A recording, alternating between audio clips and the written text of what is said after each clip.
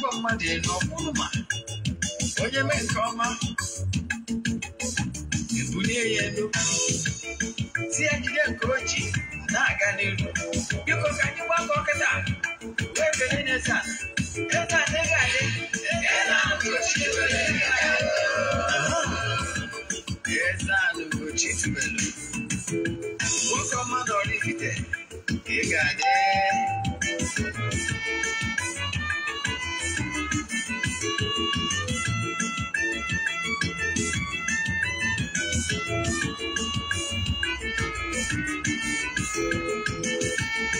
Odinana bụ eziokwu Odinana bụ ụzọ ndụ ị ma na o nwere olu na-eti mkpu na-asị ụmụ Igbo chigharịa ụmụ Igbo chigharịa kwa mbọsị ọ na-eti n'ụtụtụ n'abalị ọ nọ na nkụzi Eze-Ana Ugochi tubelu onye ọma na oraifite onye mgbasa ozi ọma ọdịnala gaba n'ihu Eze-Ana Ugochi tubelu onye ọma na-eje ọnụ ọdịnala bụ ụzọ ndụ gaba n'ihu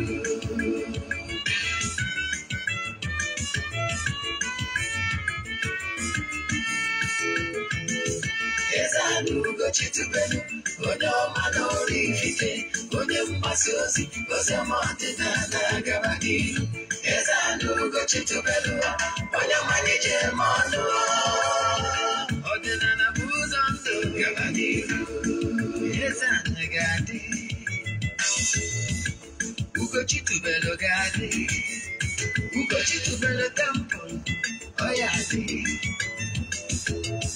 maka na eziokwu anwa chacha ndị ụka erighị anyị fọntambaki ndị oche eri anyị fọntambaki fọdụ asịkala aka ghọrọ ụmụ Igbo si anyị rapụ nke anyị na nke ha ka mma buru Baịbụl bịa akwụkwọ akụkọ efekwa chọọchị fa obodo ụka bịa mana Ugochi tubelu ekweghị ekwe Eze-Ana si n'ọma mbe ọdịnala ọmanwụ chacha oge ọbụla ọ na-eti ọ nọ na nkụzi Chukwu abịama gbaka ume ọdịnala ya dị Eze-Ana Ugochi tubelu onye ọma na oraifite onye mgbasa ozi ọma ọdịnala gaba n'ihu ka anyị tọburu ya etu a anyị abịakwara n'oge awa nke eziokwu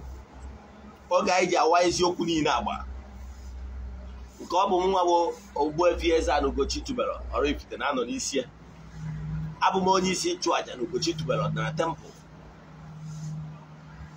anyị na-agba afa miri emi n'ụkwazi ọrụ mmụọ dị iche iche abụkwazi m onye isi nchụaja na ọdịnala Restoration Prayer Ministry nke anyị na-ehibe ụbọchị Wednesday ụbọchị anyị ji ekwubiri okwu n'isi ndị Friends of the Temple ụbọchị anyị ji ekwubiri okwu n'isi ndị enyi anyị niile ọ bụkwa n'ihi chọrọ iso na ndị a ga-ekwubiri okwu ụbọchị Wednesday ọbụla you book an appointment with me ụbọchị anyị ga-eme ihe anyị kpọrọ ọdịnala administration izi na ọdịnala method isiokwu abụkwazi m onye mgbasa ozi ọdịnala Igbo. My mission is to help people live better life. You can call me an ọdịnala evangelist. I will answer. N'ụbọchị tata isiokwu anyị ji bịa bụ ihe niile ị kwesịrị ịma gbasara ya ancestors. Today is November 1. Ụbọchị ndị ụka Rome jee celebrate the saints.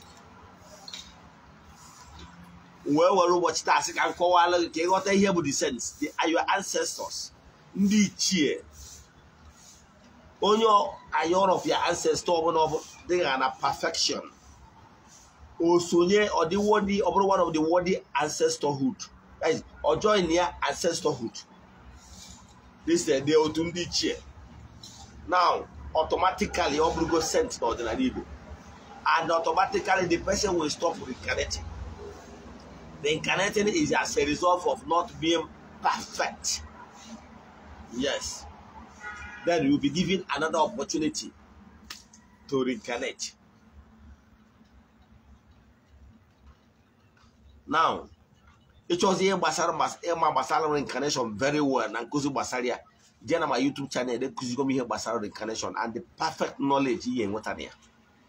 Mana ihe anyị bịa tata bụ ịkọwala ụnụ gwa ndị bụ the sense n'ọdịnala Igbo. Gwa uru ọ balụ na ihe ị ga-enweta na ngozi ị ga-enweta when you honor them. Na ihe niile kwesịrị ịma ma gbasara ha. Ya bụ isiokwu anyị. Mana ọkwa dị mkpa echefuna na aja anyị na-achụ kwa ọnwa nke ọnwa Novemba ga-ebido na Novemba 6.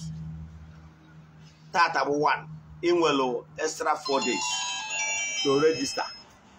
Ndị na-register amaghị ka esi eme mana maka gị nwa bụ onye ọfụ ka iso na ya bụ aja anyị na-achụ aja mbunye elu aja pụta ihe aja anyị na-achụ kwa ọnwa n'isi Friends of the Temple adị ndị enyi anyị. And the distance abụrụ ebari adị nọ n'oru na ndị nọ n'Igbo na-esonye na ya bụ aja maka na ọlụ mmụọ ka anyị na-alụ. Opportunity anyị ji eje aga ọfọ n'isi ndị enyi anyị all over the world for 14 good days. Ọfọ ndị eje agụ na temple n'isi ha maka mbuli elu na ebu. Ọ bụrụ na ị chọrọ isonye na aja ihe ị ga-eme we forward ya 3 prayer requests, then make donation token 5,000 naira or above before you will join. Ị chat ya m na WhatsApp maka gị nwa onye ọfụ esonyebeghị na ya mbụ. Send them message na WhatsApp 0805-7837-672. I repeat, 0805-7837-672. I can give you details. I need more details I need it from you in order to register you. 2, let's say I cannot be get donated at to join your line.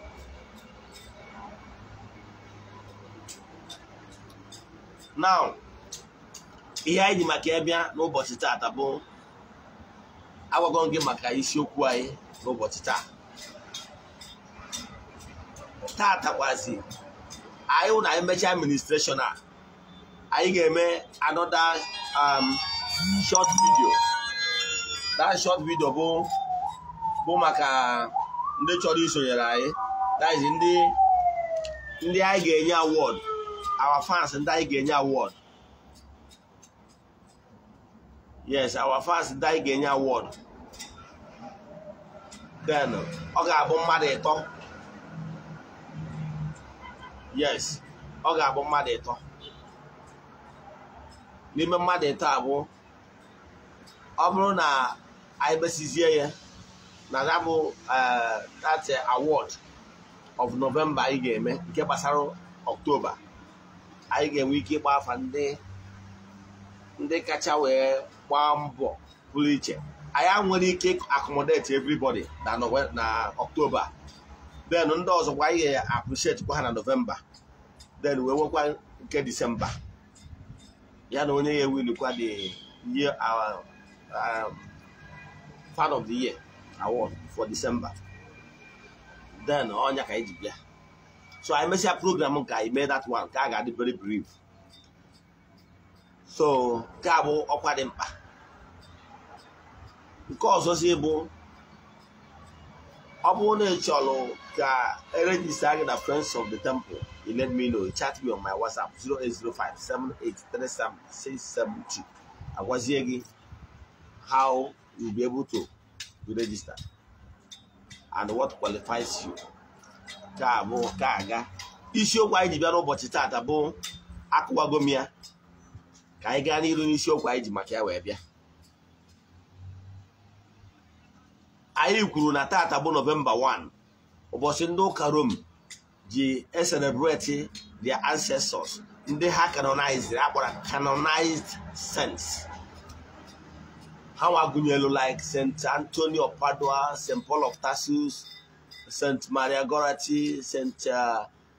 Teresa of Avila, St. Catherine of Siena, St. Francis of Assisi, St. Anthony of Padua, Padre Pio, Pope John Paul II, Mother Teresa, Agunyelo, St. Ignatius Loyola, Thomas Aquinas, and the rest of them. Go be attached to Chigabo. Man, ma check while again. They were born Igbo. A man and daughter area front and back. I'll call what you don't know. Overseer no brand Jew or brand the room. ụbọchị ha ji celebrate ndị nna nna ha ndị ha rigadịrị na ha biri ndụ dị mma. Mana kere nke na-eme gị nwa bụ onye Igbo, kedu nke na-eme gị nwa bụ onye Igbo maka na eriri gị demonize ya ancestors ikwelu ịmara na eriri gị eri akpago gị chaa n'ụzọ ka akpa onye ọzọ. Kedu ka mmadụ si agwa ụdị ihe na ya ancestors from your mother side and your father side go back na onwere onye n'ime ha dị worthy, onwere onye n'ime ha bi ndụ dị mma ikwelu. Even my grandmother was a good woman. I met her. Onye jamat of which na ụmụ ya na ọtụtụ ndị niile bịagoro across her will always tell you that woman Grace and nwa ya no be a worthy life of emulation. Kama ihe ga-eseri gị ya nye na mmadụ ma ọ isi ya mma na onye a mejọrọ gị ọsị nwa m hapụrụ ya. When she was alive, she never advised me or any other person to fight by all means. If is a man onye a mejọrọ gị n'ihe eme nka ọsọ gbagharị ya nwa m. See, when I was in Roman church, I went the lives of the saints, the volume books. I went the one that contains single saints. The component volumes comprise the many saints. When you can volume here contain like 20 saints. They must have their life and why they were canonized. You understand?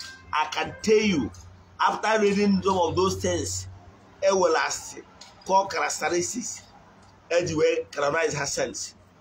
Believe in me, in Africa, we have such people that live even better, but because they are blacks. Because they are blacks, nobody care. You know the strategy.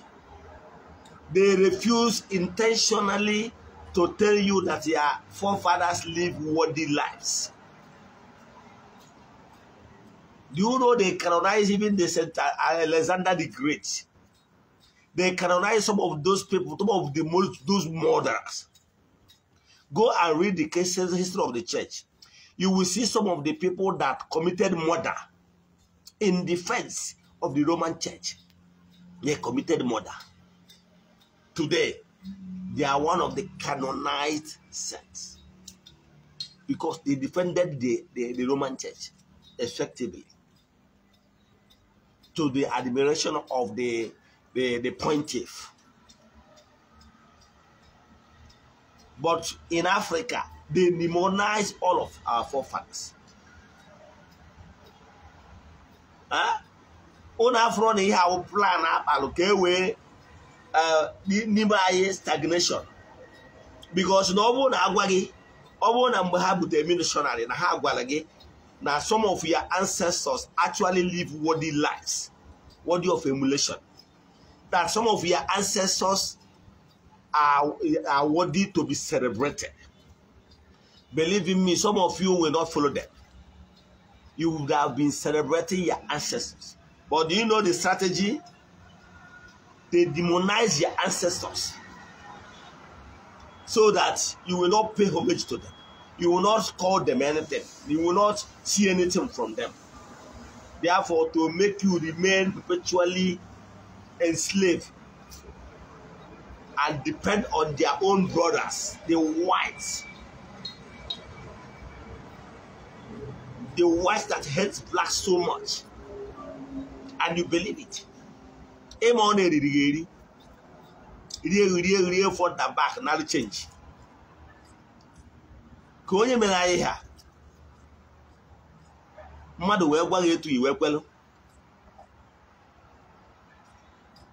Today, let me tell you, as a parent, yes, your father looking at me, your mother looking at me, you have been rebelling so much to take good care of your children, right?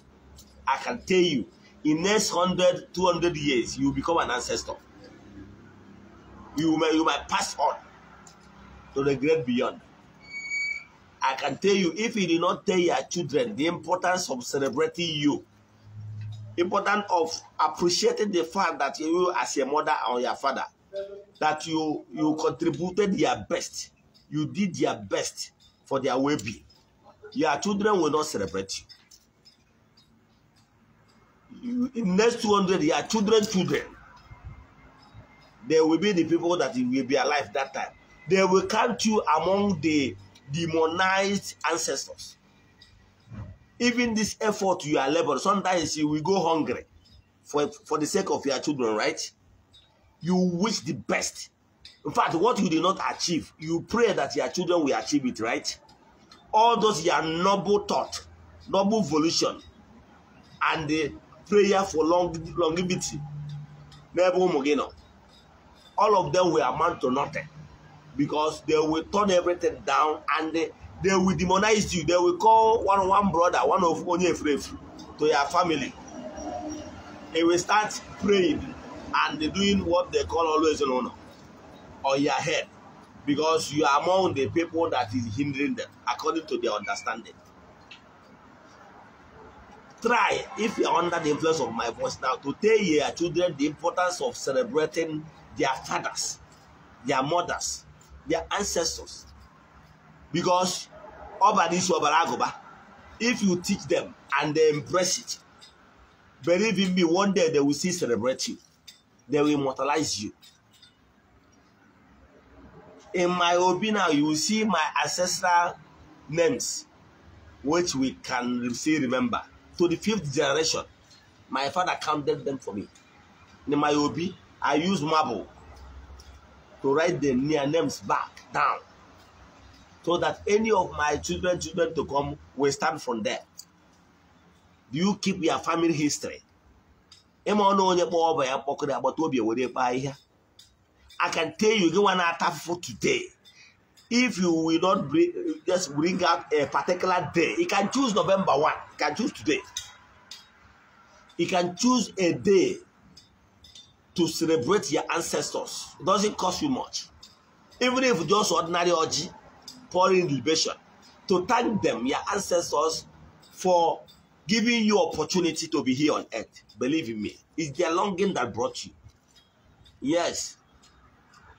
And they pray, they have so much longing and wish for you.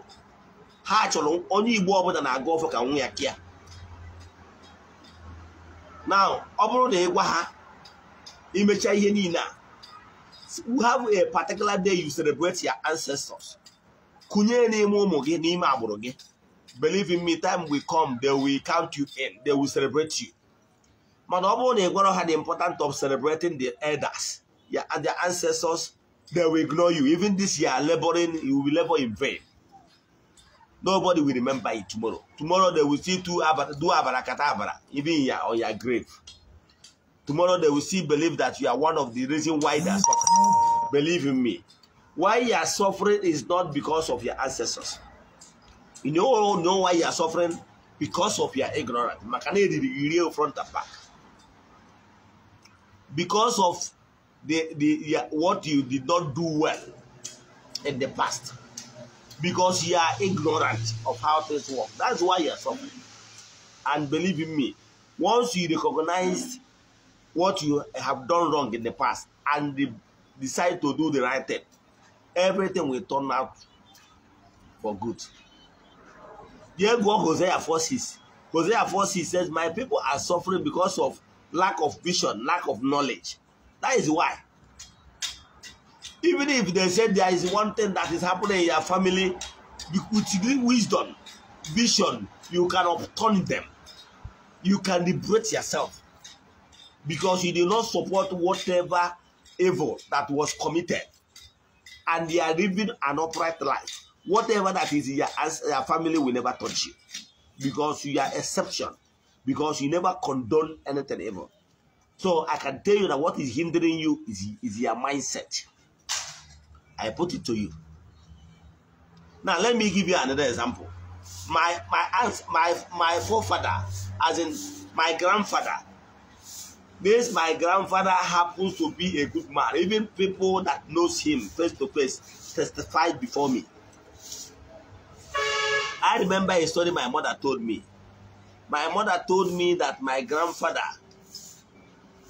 have passed on long years before I was born. But even to date, there are some people in my town that still knows the man and his good work.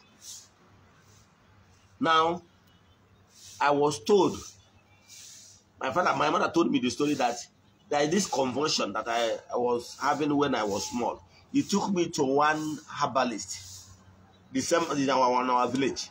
Okay, our village, yeah, but not the same clan. So the man, after treating me, giving me some mark, then after that, my mother now asked him, how much will she pay for her services? She laughed. I said, no, there is no way she will collect money from a descendant of Nwena, because according to him, that man was a good man. That man lived worthy life of emulation. So that he promised that he will never collect any, and he did never collect any time. According to him, that my grandfather used to be his friend when he was alive. That man was a good man.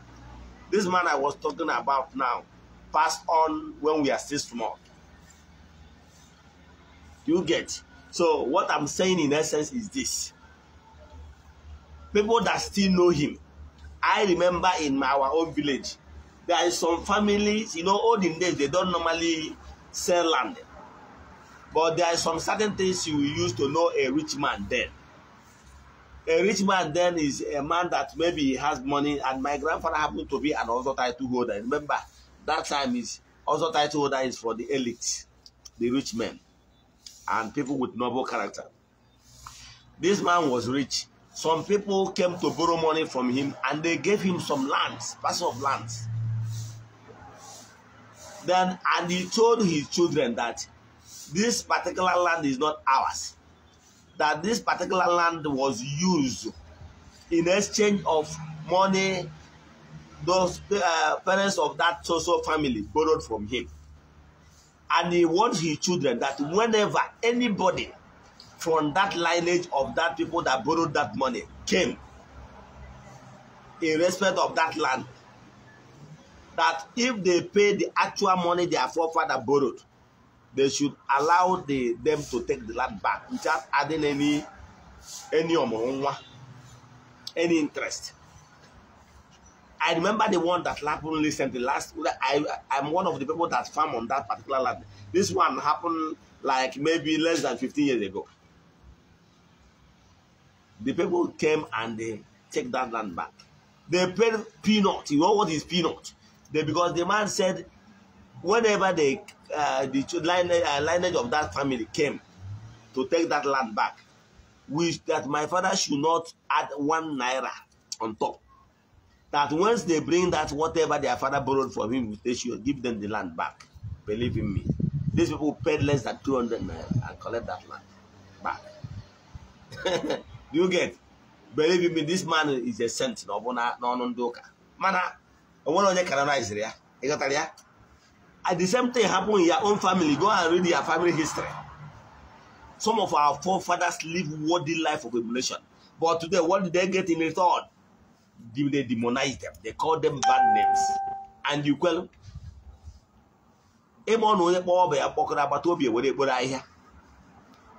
that is why you are suffering today. Let me tell you. Let me tell you what happened.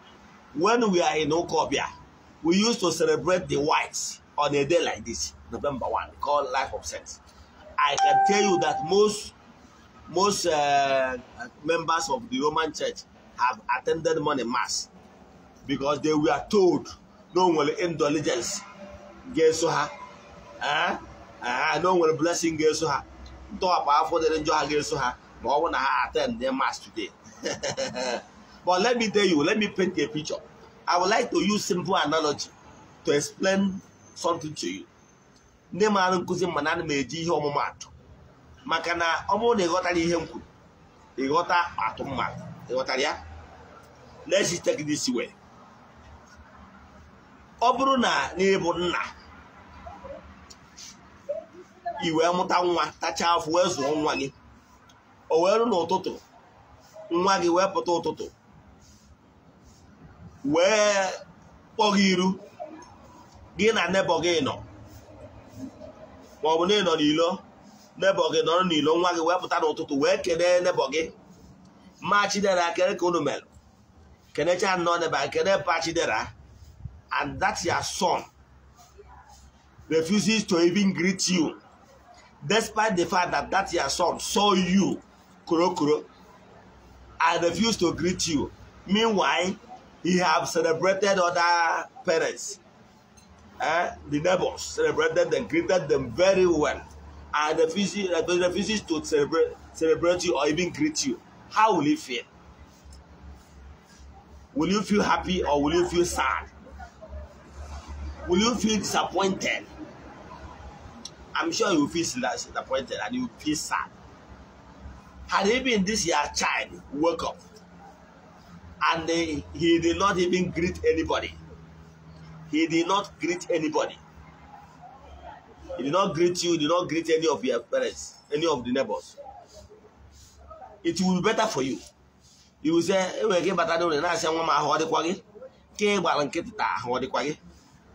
you have mercy. You feel for him. Feeling that maybe he's not feeling fine. Mana oge wute gbawa gopi. I can tell you that is what is affecting you. Yes, the anger of your forefathers. Let me paint another picture. Let's say example now. You saw your ancestors in a group. You saw your ancestors. And your ancestors was like, they are happy seeing you as one of their descendants. Now, out of joy, they were so happy to behold their ancestors, their descendants. Yes. They got another group of foreign ancestors. That is Saint Anthony of Padua, Saint Maria Gorati, Saint Agatha, Saint Jude of Tarsus, Matthews, Nicodemus, and the rest of them. They are the whites. And in anticipation, your ancestors expected you as their descendants to embrace them and held them first. But what did you do? You ignore them, you bullshit them. And why you celebrating St. Anthony of Padua, St. Francis of Assisi, St. Paul of Tarsus, St. Ignatius Loyola, St. Maria Gorati, St. Teresa of Avila, St. Catherine of Siena, Padre Pio, St. Paul is how will you, when you are celebrating them, you are even celebrating them and the everything. To the extent that he did not even go to work. Holy days of obligation. That's what they were called. No, it was holy days of obligation. And I saw Kuruha, or Broson celebrated her. Mane dedicated entirely that day to celebrate them. What a good honor. And their father, their parents, their ancestors, they were deserted. They feel ashamed of themselves because of that ignoring them. That's your single act. How would they feel? Yes, I'm asking you. Okay, let me put you in the same shoe. You try so much to celebrate and train your child. Even that your child is the one that inherited your company, inherited your house, inherited everything. And you were happy seeing that your child, thinking that this child will celebrate you as the person that inherited his properties. Because I know even Naga your inheritance. Do you know? Somebody labored for it. You understand? And this person that labored for it and left that particular land as your inheritance, he was expecting some kind of appreciation from you. What did the person get in return? Bullshit. And you are celebrating another person's forefather, which have never even give you anything. Did not even. What did you get from St. Anthony of Padua? Yes, that's St. Anthony of Padua. You are answering his name. St. Paul of Tarsus. What did you get? My dear, nothing. But your ancestors that gave you name, gave you surname, gave you your home town. Even if giving you root, you have your own root. Then what did they get from you? When he goes to have a promise for the fact that you are celebrating, but all your wood has so much. You can see why you are in the receive Brulala. My home in the receive Brulala because you have celebrated others and refused to celebrate yours, your ancestors. And that will trigger their anger more. They will be even better, feel better, if you did not celebrate other people, if you did not celebrate the whites, if you did not celebrate the ancestors of another race. They will say, okay, maybe this my son, this our descendant is ignorant of how to appreciate the elders. They will make an excuse for you. But it's adding salt. Is injury is adding more salt to the injury. When you are healthy and hearty, you celebrated the other people's ancestors and ignore yours. Believe in me, they will never be happy with you. That is why you are suffering. Yes, because your ancestors are not happy with you. Look at me, want to be a Zan. Let me tell you, I don't joke with my ancestors. Do you see today? Today, as you are seeing today, yes, today you are seeing, I will kill him for my late father. I will kill for my grandfather. I will kill him for my ichie. At least I get you covered. Follow who no road. Yes, if all know you can so the son you can. Magawana will never mania. Come on, Ochi. Come on, you can wapro. Manager got no to yet wahazu. Wapro hojo to Tora how walk.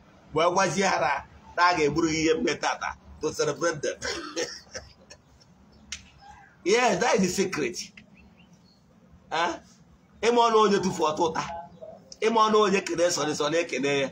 I don't make them my ancestors, you know, they can do a chat. Emono that get you ready. Yes, anything you hear from that, but I can never do anything. Have they solved the problem of their own descendants? Emono here they see that go in their career. By the time I was in Teresa of Avila, now I was in Teresa of some but this is a captain of China. Now one day I need na akpọ ndị a niile onye na-akpọ nna m ya aka nweta fefe ịmara mana why ni ihe anyị ji akpụ ya ọrụ na ọdụ ka ọ na-alụ ọrụ because ijiri obi gị niile ịdịrọ convince ịbụ nchita alụ maka na na-agba gị totally you do not personalize it as I'm teaching you today. Personalize it, take it as your own. Yes, no biggie to honor your people. Believe in me. If you honor your people today, you have worked for me. You have worked for many that believe in my disciples. If you work for my followers.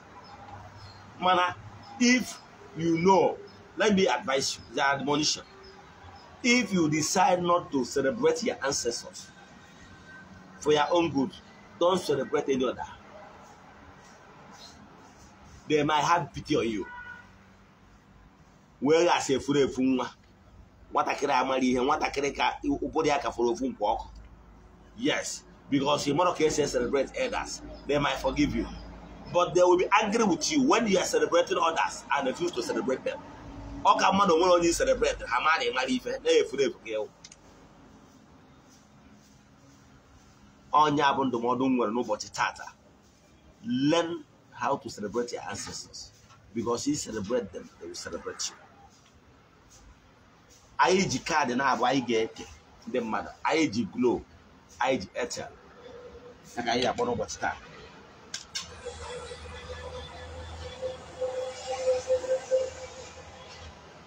Airtel 080494966846. Again, 080494966846. Let me call it for the last time. 0804949683156846. Let me call Glo. 310024891561 812 310024891561 Let me call Glo for the last time. 310024891561 Remember, this card is brought out for my fans only. Don't copy it and send to another person that is not using, if you are not using the network. If it's for you and you alone, no problem. But if it's not network you are using, don't copy it and send to another person. Leave it. Some people, some of my fans will still watch this video later today on Facebook. And some will watch it on YouTube later today. Yeah, guys, yeah. No for.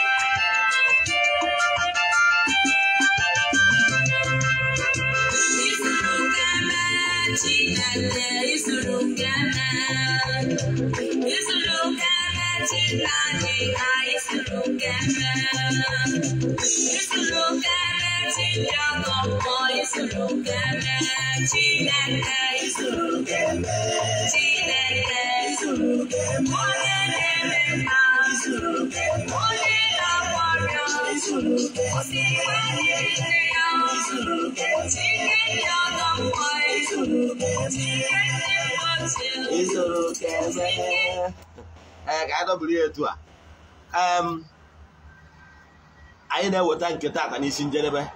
Ekubiamoku, these friends and well wishers all over the world.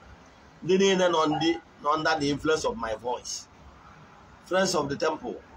Now I took work and get me herine. Ekubiamoku nisi onunine. Sin at distance I'm a boy barrier. No one or one for by a tar. That one goes in on 1 day, on 1 November. That carry on 1 in and dig a goraga, on within the garaga, the marano. Ihe niile ekwodo omume na nwanda ọzọ ga-ekwu omume n'ime ọnwa n'oge m ga-apụta ihe ndị na-achọ favor na ha ga-enwe favor, ndị na-achọ mbuli elu na ha ga-enwe, ndị na-achọ breakthrough na ha ga-enwe, ndị na-achọ upliftment na ha ga-enwe, ndị na-achọ ngozi ọbụla, ndị na-achọ ego, ndị na-achọ ịpụta ihe n'aha Chukwu Okike nke pụrụ ime ihe niile. Asị m ka ọchịchị obi unu na-ebịa na mmezu n'aha Chukwu Okike nke pụrụ ime ihe niile. Onye ike niile si n'aka ya bịa. Anyị na-eweta program a n'isi njedebe. Echefukwana isonyere anyị echi niile bụ Wednesday by 9 AM nke ụtụtụ maka nkụzi ọzọ pụrụ nnukwu iche. Echefuna na echi bụ All Souls November 2.